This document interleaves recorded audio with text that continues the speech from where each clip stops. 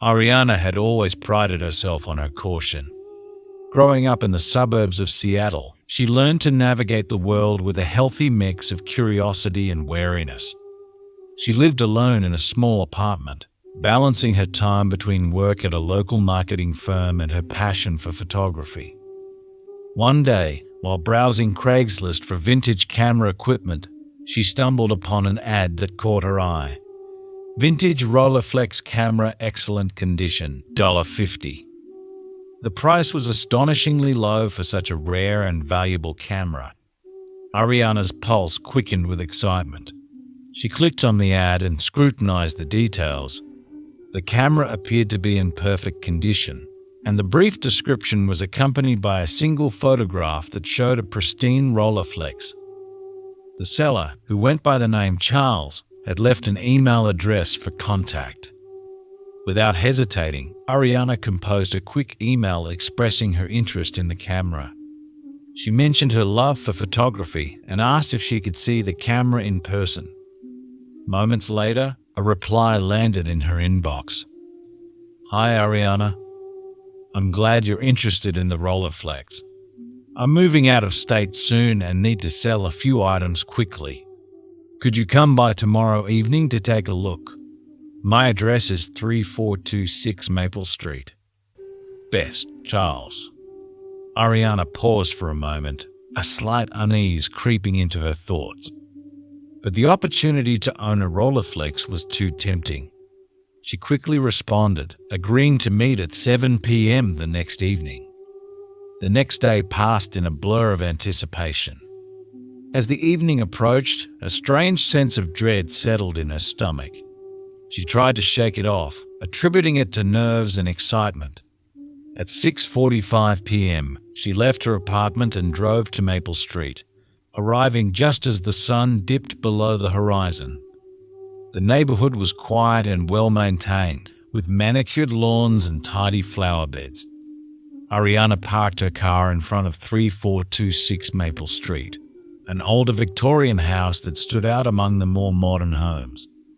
The house had an air of faded grandeur, its paint slightly peeling and windows dimly lit. Ariana walked up the creaky wooden steps to the front door and rang the bell. After a moment, the door opened to reveal a man in his late 40s. He had a warm smile, but there was something unsettling about his eyes. They seemed too cold, too calculating. "You must be Ariana," he said, stepping aside to let her in. "I'm Charles. Come in. The camera is in the living room." The house was dimly lit and smelled faintly of mildew. Ariana's unease grew, but she followed Charles into the living room. The walls were lined with bookshelves filled with old, dusty volumes and various knick-knacks. In the center of the room, on a small table, sat the Rolleiflex. "It's beautiful," Ariana said, picking up the camera. She examined it closely, her excitement momentarily overshadowing her discomfort. The camera was in perfect condition, just as the ad had promised. Charles watched her intently. "Do you like it?" he asked. "Yes, very much," Ariana replied, forcing a smile. "I'd like to buy it." "Great," Charles said, his smile widening. "But before you go, would you like something to drink? I have some homemade lemonade in the kitchen." Ariana's instincts screamed at her to decline, but she didn't want to seem rude. "Sure, that sounds nice," she said reluctantly. Charles led her into the kitchen, which was even darker and more oppressive than the living room. He poured her a glass of lemonade and handed it to her. Ariana took a cautious sip. It tasted slightly off, but she forced another smile. "So, why are you selling the camera?" she asked, trying to make conversation. Charles leaned against the counter, his eyes never leaving her. "Just trying to declutter before I move. Too many memories tied to that camera." Ariana felt a chill run down her spine. She took another sip of the lemonade, but this time she noticed a strange, bitter aftertaste. Her vision began to blur, and her limbs felt heavy. "What's happening to me?" she managed to slur, her voice thick with panic. Charles's smile turned sinister. "Just a little something to help you relax. You seem so tense." Ariana's heart pounded in her chest as she realized she had been drugged. She tried to stand, but her legs gave out beneath her. Charles caught her before she hit the floor. "Don't worry, Ariana," he whispered in her ear. "This will all be over soon." Her vision went black, and the last thing she heard was the sound of Charles's chilling laughter. When Ariana awoke, she was lying on a cold, hard surface. Her head throbbed and her mouth was dry. She tried to move, but her wrists and ankles were bound with thick ropes. Panic surged through her as she struggled against her restraints. The room was dark, the only light coming from a small, barred window high up on the wall. She could hear the distant sound of water dripping and the occasional scurry of rats. She realized with horror that she was in a basement. A door creaked open, and Charles descended the stairs, carrying a tray with a bowl of soup and a bottle of water. He set the tray down next to her and knelt beside her, his face inches from hers. "How are you feeling?" he asked, his voice dripping with false concern. "Let me go," Ariana pleaded, her voice hoarse. "Please, let me go." Charles shook his head slowly. "I'm afraid I can't do that, Ariana. You see, I've been looking for someone like you for a long time. Someone who appreciates the finer things in life." Ariana's mind raced as she tried to think of a way to escape. She knew she had to stay calm and buy herself some time. "Why are you doing this?" she asked, trying to keep her voice steady. Charles stood up and began pacing the room. "Because I'm an artist, Ariana. And you, my dear, are going to be my masterpiece." He walked over to a table in the corner of the room and picked up a large, leather-bound book. He opened it and began flipping through the pages, occasionally glancing up at her. "This is my portfolio," he explained. "Photographs of all my previous subjects. Each one unique, each one beautiful in their own way." Ariana's blood ran cold as she realized what he was saying. He was a killer, and she was his next victim. "You don't have to do this," she said desperately. "I won't tell anyone, I promise." Charles closed the book and set it back on the table. "It's too late for that, Ariana. But don't worry, I'll make sure your final moments are captured perfectly." He left the room, leaving Ariana alone with her thoughts. She knew she had to find a way to escape, but her mind was foggy from the drugs and her body felt weak.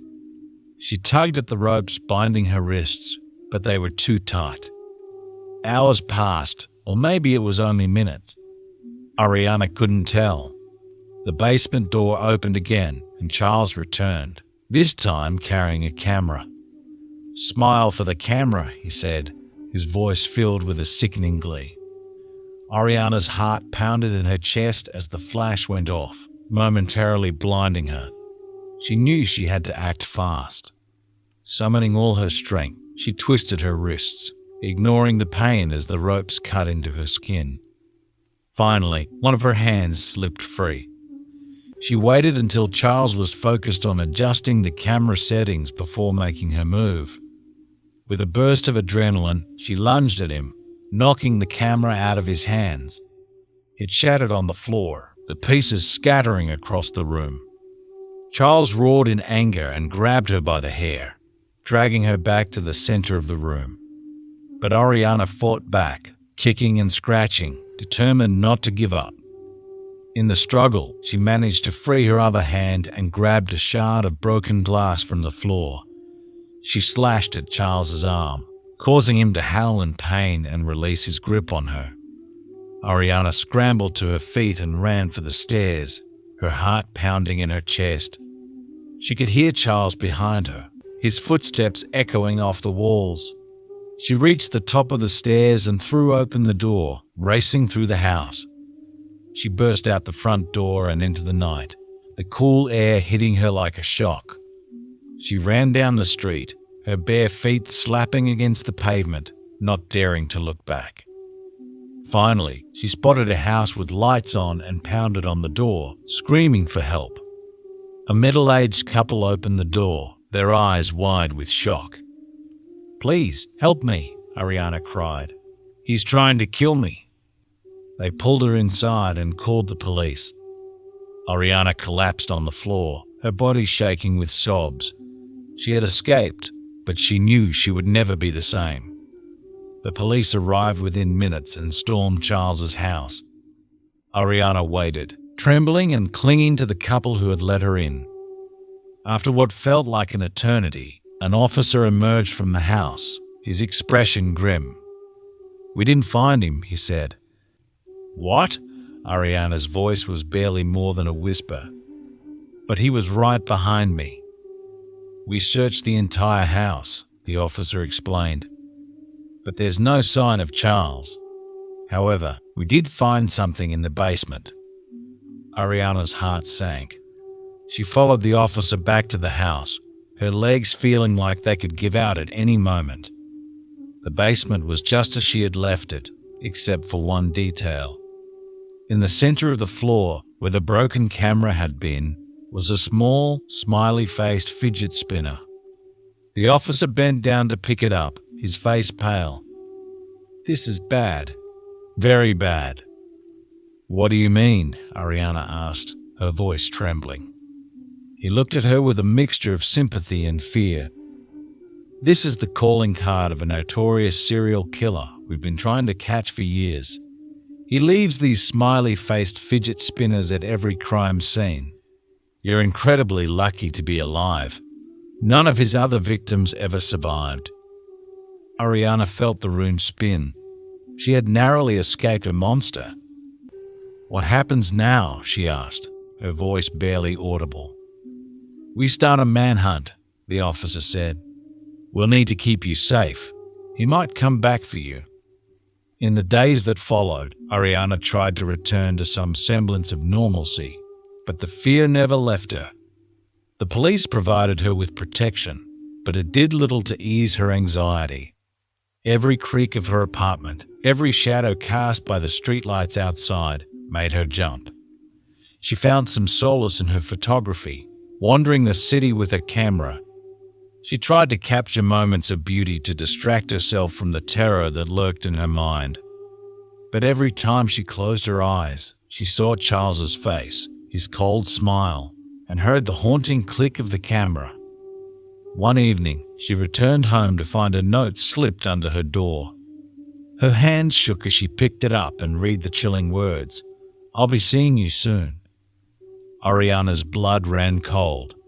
She called the police immediately, but by the time they arrived, the note had vanished. They searched her apartment and found no signs of forced entry. The officer in charge, Detective Miller, looked at her with a mixture of concern and frustration. "We'll increase patrols around your building," he said. "But you need to be vigilant. Don't go anywhere alone, and keep your doors locked at all times." Despite their efforts, Ariana felt a growing sense of dread. She couldn't shake the feeling that Charles was watching her, waiting for the perfect moment to strike. She began to have nightmares, waking up in a cold sweat, convinced he was in her room.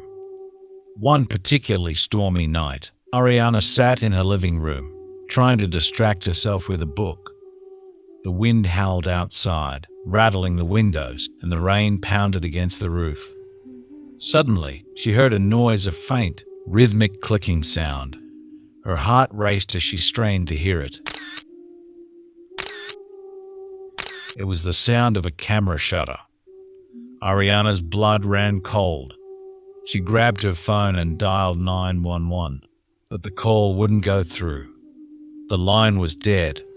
She backed away from the windows, her eyes darting around the room. The clicking sound grew louder, closer. She realized with horror that the sound was coming from inside the house. Ariana grabbed a kitchen knife and moved toward the hallway, her breath coming in short, panicked gasps. She reached the hallway and saw a figure standing at the end, shrouded in darkness. Charles. His smile was as cold and calculating as ever. He held up a camera and took another picture, the flash momentarily blinding her.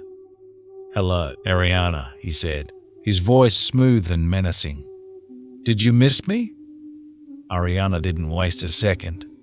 She turned and ran, sprinting down the hallway and into her bedroom. She slammed the door shut and locked it, her heart pounding in her chest. She could hear Charles's footsteps approaching, slow and deliberate. She searched the room for a way out. The window. She ran to it and struggled to open it, but it was stuck. Charles's footsteps grew closer, and she could hear him talking to her through the door. "You can't hide from me, Ariana. You belong to me now. You're my masterpiece." She finally managed to wrench the window open and climbed out onto the fire escape. The cold rain lashed against her skin as she descended the metal steps as quickly as she could. She could hear Charles behind her, his laughter echoing in the night. She reached the ground and ran into the alley, her bare feet splashing through puddles. She didn't dare look back. She needed to find help. She burst out of the alley and onto the street, waving frantically at passing cars. A car screeched to a halt, and the driver rolled down the window. "Are you okay?" a woman asked, her eyes wide with concern. "Please, help me," Ariana cried. "He's trying to kill me." The woman unlocked the doors, and Ariana climbed in, her body shaking with fear. "Call the police," she said, her voice trembling. "He's after me." The woman drove away from the scene and pulled out her phone, calling 911. Ariana glanced out the back window, half expecting to see Charles following them. But the street was empty. The police met them at a nearby station, and Ariana was taken inside to speak with Detective Miller. She recounted everything that had happened, her voice breaking as she described Charles's return. "We'll find him," Miller said, his expression determined. "We won't let him get away this time." Despite his assurances, Ariana couldn't shake the feeling of impending doom. She stayed with a friend for a few nights, too afraid to return to her own apartment. The police increased their patrols, but Charles remained elusive. One night, Ariana's friend suggested they try to relax and watch a movie. They settled on the couch with a bowl of popcorn, trying to lose themselves in the film. But halfway through, Ariana's phone buzzed with a text message. She glanced at the screen and felt her blood turn to ice. The message was from an unknown number, and it contained a single photograph, a picture of her and her friend sitting on the couch, taken from outside the window. "We're not safe here," Ariana whispered, showing the message to her friend. "We need to leave. Now." They hurriedly packed a bag and drove to the police station. Detective Miller arranged for them to stay in a safe house, guarded around the clock. But even there, Ariana couldn't escape the feeling that Charles was watching her, waiting for the perfect moment to strike. Days turned into weeks, and the manhunt continued with no sign of Charles. Ariana lived in a constant state of fear, jumping at every noise, unable to sleep. She knew she couldn't live like this forever. One evening, as the sun set over the city, Ariana sat in the safe house, staring out the window. She felt a strange sense of calm wash over her, a realization that she couldn't keep running forever. She needed to confront her fear head-on. She turned to Detective Miller, who was sitting at the table, going over case files. "I want to help you catch him," she said, her voice steady. Miller looked up, surprised. "Ariana, it's too dangerous. We can't risk your safety." "I can't keep living like this," she said, her resolve firm. "I know him. I know how he thinks. I can help you find him." Miller hesitated, then nodded. "All right, but we do this by the book. No unnecessary risks." They devised a plan to lure Charles out of hiding. Ariana would return to her apartment, with undercover officers stationed nearby. They would set up cameras and surveillance equipment, hoping to catch Charles when he inevitably returned. The first night back in her apartment was tense. Ariana felt like a mouse in a trap, waiting for the cat to pounce. She lay in bed, staring at the ceiling, every creak and groan of the building amplified in her mind. Hours passed, and just as she began to drift off, she heard the faint, unmistakable click of a camera shutter. Her heart leaped into her throat. She sat up, straining to hear. She grabbed her phone and sent a quick text to Detective Miller. "He's here." Within moments, the undercover officers moved into action. They surrounded the building, closing in on Charles. Ariana could hear the commotion outside her door, the sound of footsteps and shouted commands. Suddenly, the door burst open and Charles stood there, his smile as chilling as ever. "Hello again, Ariana," he said, raising his camera. Before he could take another step, the officers tackled him to the ground, wresting the camera from his hands. Charles fought back, but he was quickly subdued and handcuffed. Ariana watched, her breath coming in ragged gasps as they hauled him away. She felt a strange mix of relief and fear, knowing that while he was finally caught, the trauma he had inflicted would never fully disappear. Detective Miller approached her, his expression one of cautious relief. "We got him," he said. "You're safe now." Ariana nodded, tears streaming down her face. "Thank you," she whispered. In the months that followed, Ariana worked to rebuild her life. She continued her therapy, finding strength in her photography and the support of her friends. She knew she would never forget the terror she had endured, but she also knew she was stronger for having survived it. Charles was brought to trial, his crimes laid bare for the world to see. Ariana testified against him, her voice steady and unwavering. She looked him in the eye, refusing to be intimidated, and told the court everything he had done. In the end, Charles was convicted and sentenced to life in prison. Ariana felt a sense of closure, knowing he would never hurt anyone again. But she also knew that the scars he had left would always be a part of her.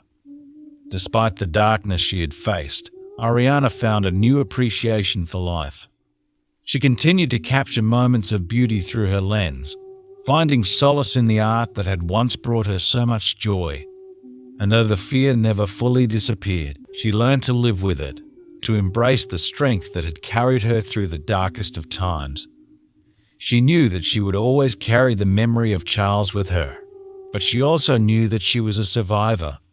And no matter what the future held, she would face it with courage and resilience. If you enjoyed this spine-chilling tale, don't forget to subscribe and hit the notification bell. More mysteries await. Stay safe and stay tuned.